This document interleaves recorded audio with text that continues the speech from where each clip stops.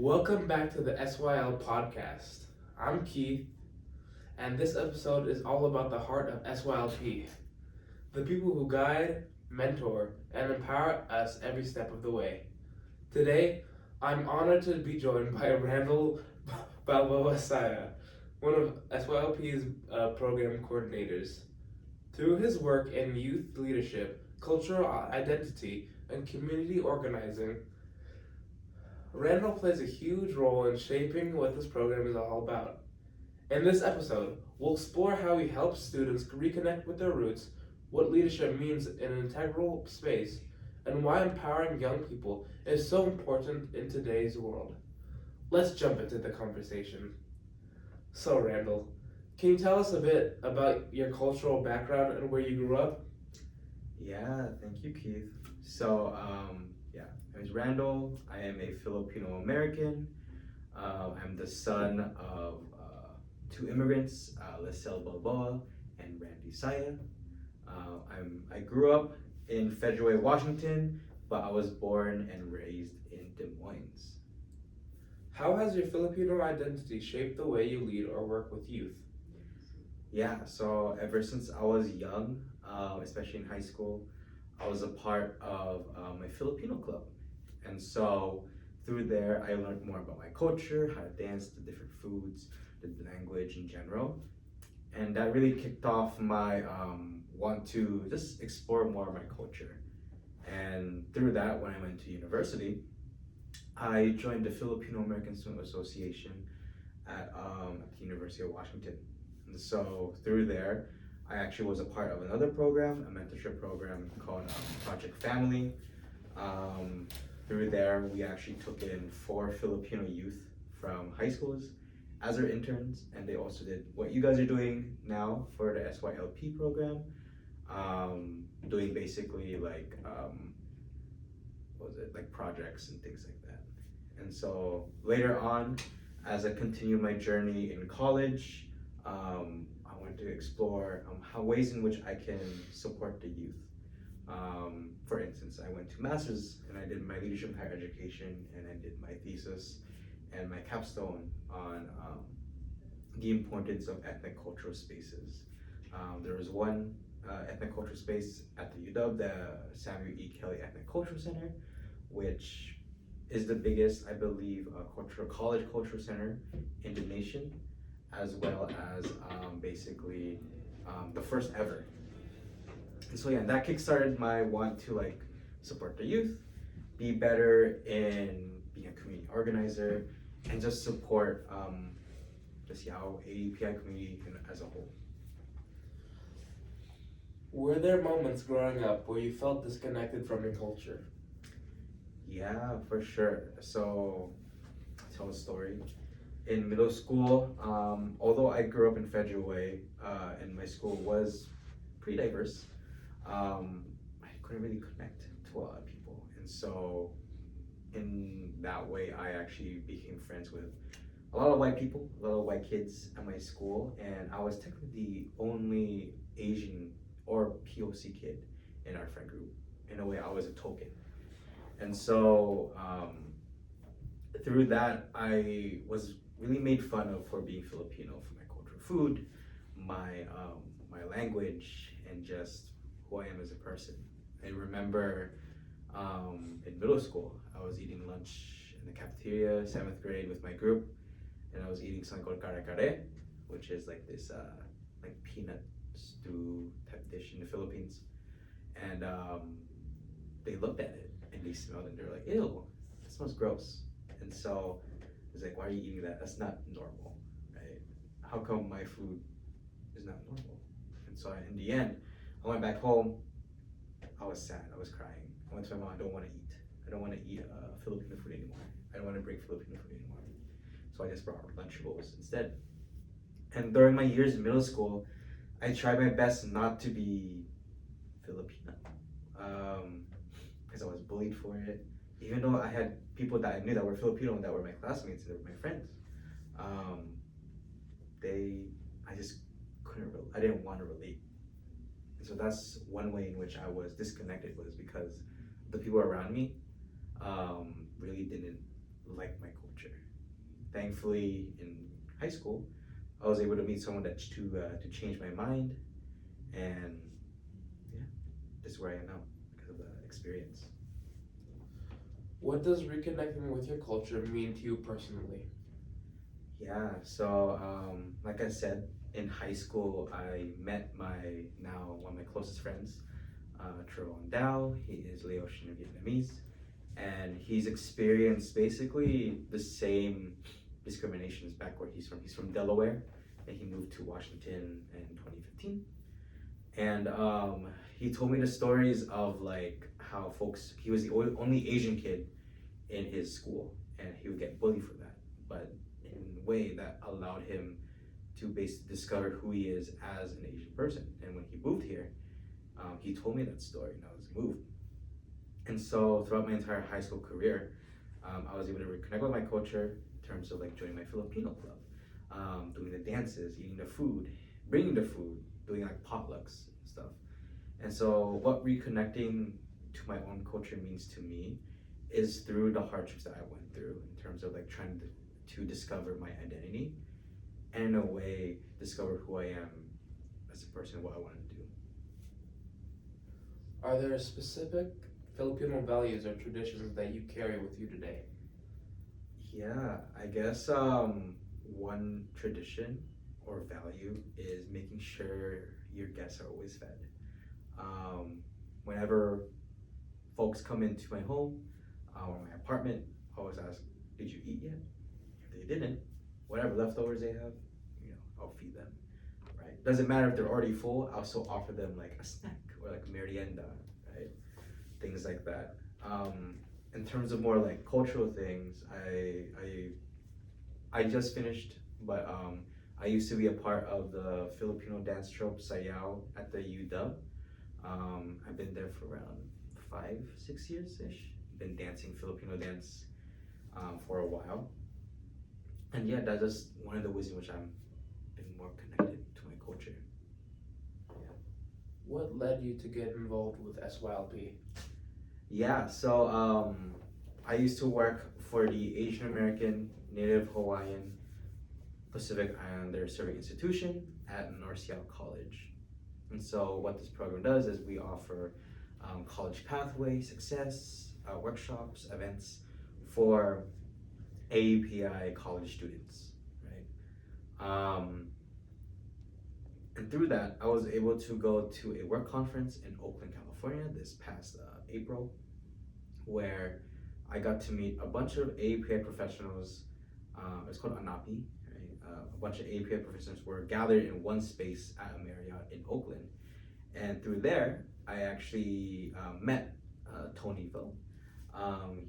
They were working at Seattle Central, and we connected because this is our first time actually being in the program or in this conference. And so we talked, and when we got back to Washington, he actually DM'd me on Instagram and was like, "I think you're a perfect fit." And when I read through the job description, it was a lot of things in which I did in college, right? Where supporting the youth, empowering them, bringing in people from the community to do workshops, presentations, things like that. So I was like, "Oh, this is pretty perfect. I would love to do this." And so I applied, I got hired, and here I am today. What do you love most about working with SYLP students each year? This is my first year. Yeah. So one thing I love about your cohort is how close y'all have gotten. I think in the very beginning, y'all were pretty quiet. I remember you, Keith, you were sitting all the way in the back, and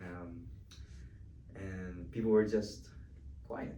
And so, but as the days went by, we all got closer and closer and developed these connections with one another, which is why I chose like that the theme "Bridging the Gap" is to reconnect each other, the community together. So yeah, that's one of the things I really loved about working with y'all and being your guys' program coordinator.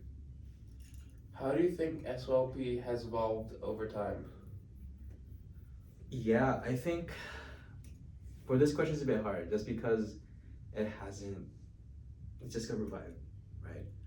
However, I think comparing y'all's generation with like when I was in high school, just because that was when SYLP sort of ended back in 2017. Um, I've noticed them for you guys connection, although it's hard a little bit in the beginning. Once you guys stick to it, and once you guys grab it, you guys just won't let go. I think you guys are pretty stuck to one another, not just because you guys are in the program, but because I think it's something that you guys value, right? And so I think comparing my high school time during your guys' high school time, I think back then, high school students, when we find each other, and if we like separate, we just won't come back. I think for y'all, hopefully it's true after the end of this program. You guys should be, or I hope you guys stay together. So yeah. What's your favorite memory from past SYLP cohorts? I don't know. Just because I wasn't here, you know what I mean? What are the biggest takeaways you hope students get from the program? Yeah, I think it's the importance of community. I think also learning how to empower one another. I think especially since y'all are young, being able to connect with community and be more empowered to do change is one thing I would like for y'all to take from this program.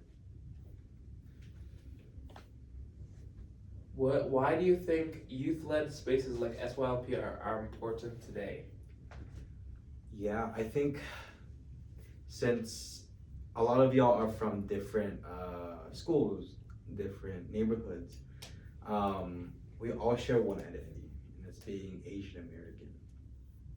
And so a space like SYLP is important, is so folks can come together and work together and just understand who we are as API youth in general.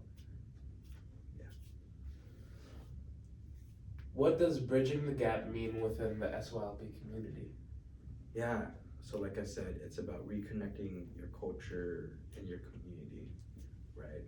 And that's the biggest thing. I think since the pandemic, there has been a large disconnect of just our community, right? We have stores that are shutting down. We have people that are moving out of the Chinatown International District. We have like big corporations trying to come into Chinatown, stuff like that. And so bridging the gap means getting connected with your community and learning how to fight together as a community to combat like losing this historical neighborhood. How do you foster intergenerational understanding between students and mentors?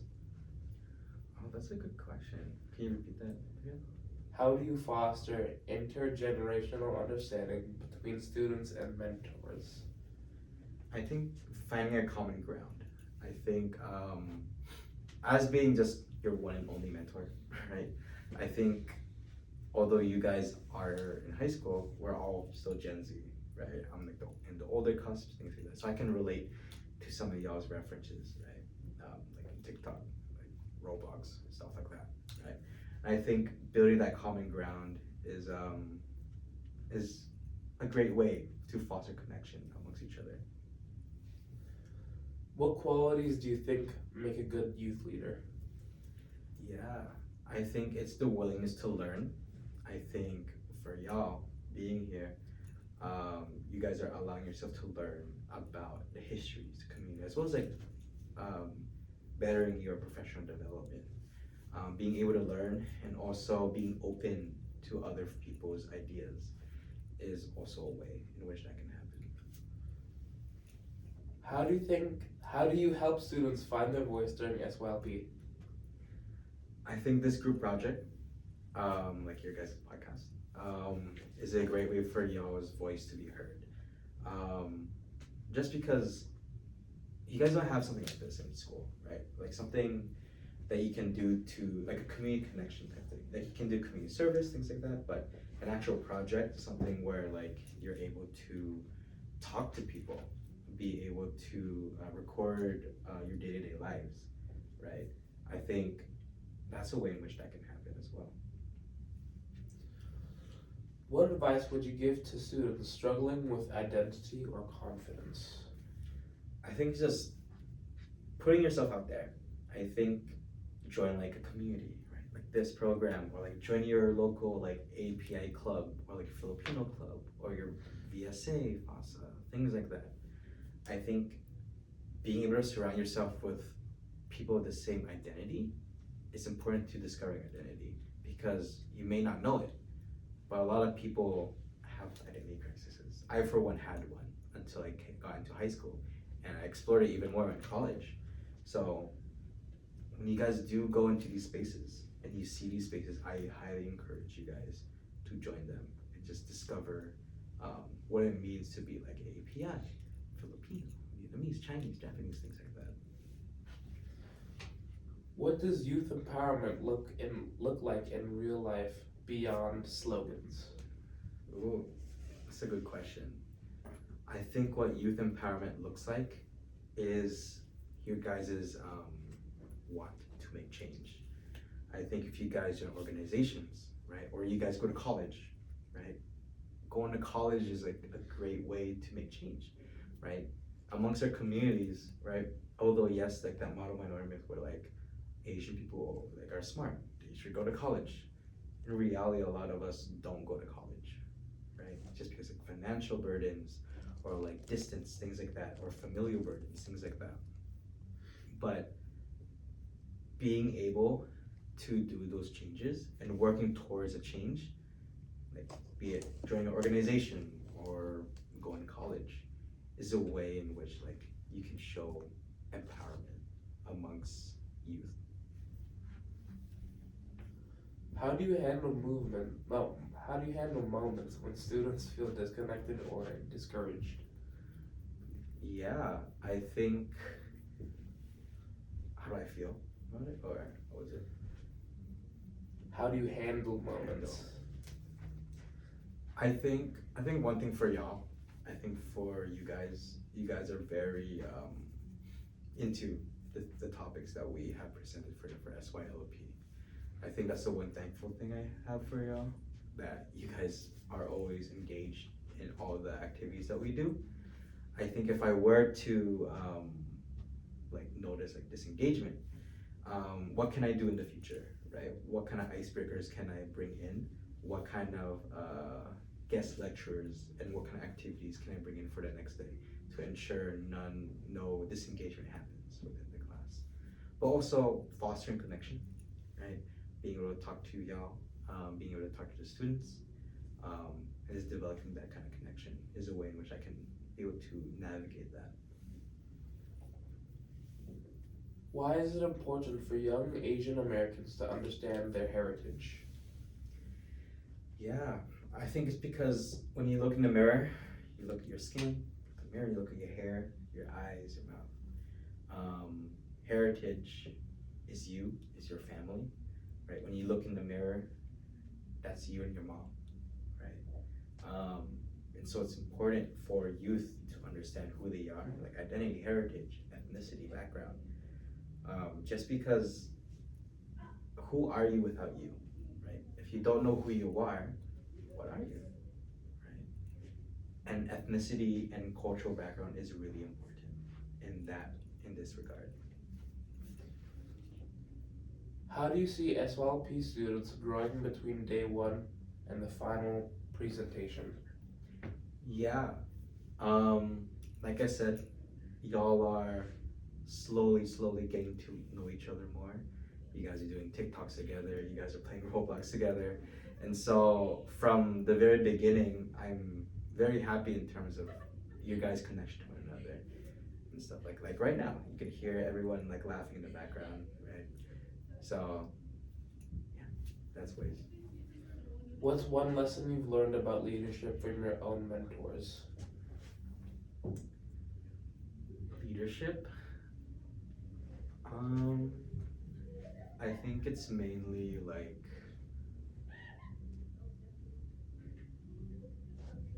I'm not sure. I don't really have mentors in oh, from my own personal mentors. Yes. Oh, okay. Um, I think it's connection. I think a lot of my mentors, the one common thing that they have is they are willing to not just be surface level, right?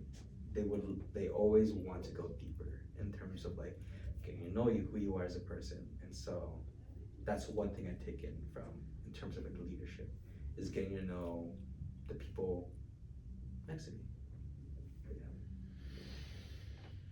Have you ever faced challenges of working between cultures or generations? I think the hardest thing was when I was working with Gen Alpha. I worked as a tutor my freshman year, oh no, my sophomore year of college during the pandemic, and being able to catch the attention of like 7-year-olds through Zoom while their mom was like vacuuming in the background and their dad's yelling on the phone was really difficult. I think in the way in which I was able to navigate that though was just talking to the student as if like nothing's happening in the background, right? It was still difficult, I will say that. Their attention spans are pretty low, but we were able to go through it and they were able to pass their tests and things like that. So yeah. What keeps you motivated to do community-based work? This is corny, but it's the community. I think being able to see the effects of my work happen in the community is a way in which keeps me empowered or like keeps me motivated to continue the work I'm doing. How do you stay grounded and recharge when the work? What was it? It's okay, you can laugh. How do you stay? How do you stay? How do you stay grounded and recharge when work gets difficult? Yeah, I think just taking a step back. I think one important lesson is being able to take a step back and yeah, just taking a step back, right, and allowing yourself space to catch yourself, and then after you catch yourself, you just go back into work and refigure out a plan how to take it all. What does leading with heart mean to you? Yeah, leading with heart means to me is leading with love, right? I think, yes, you can lead with a strong fist, but if you don't have any heart, or if you don't have any love for the community you're leading, what are you doing? You know? What's one mistake you've learned the most from? Yeah, one mistake I learned the most from was when I was first discovering my leadership style. I think I tried to be stern, I tried to be like mean, but I realized that's not how you do it, especially with who I am as a person, because I felt bad right after. Until I realized that a strong leader doesn't mean you're yelling, you're frightful, right? That you cause fear. A strong leader is someone that leads with love and also leads with the people around you. How do you hope SYLP continues to grow in the future? Yeah, I think in a more physical sense, I hope there's more students in the future. As of right now, this first cohort, there's only 8 of y'all, right? And so, although small, I'm very happy with you guys. But I do hope that in the future there's more students, as well as better connections in terms of like community, being able to travel more of Chinatown together, and also like bring in more community leaders to talk to y'all. What kind of impact do you hope to leave on the students you work with? I hope to leave like a piece of me. I think to show compassion and care with one another, as well as this openness to and willing to learn. It's something I would like to leave with, you know, yeah.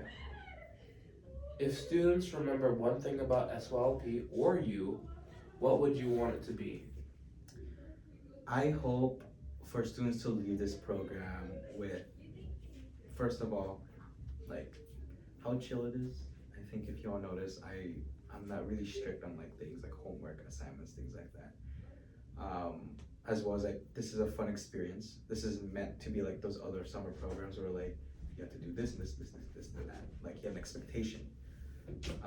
One thing that I hope y'all like get from this program is leading with compassion and care as well, and showing the importance of communities like this, Chinatown International District, and things like that. Finally, what's your dream for the future of Asian American youth in Seattle? Yeah, my dream is basically for the API youth to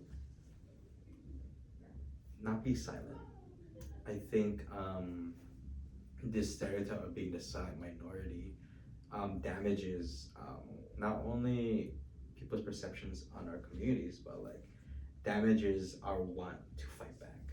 I think we're living in a day of age where things are going bad, right? We have folks getting taken away on the streets. We have policies limiting our freedoms.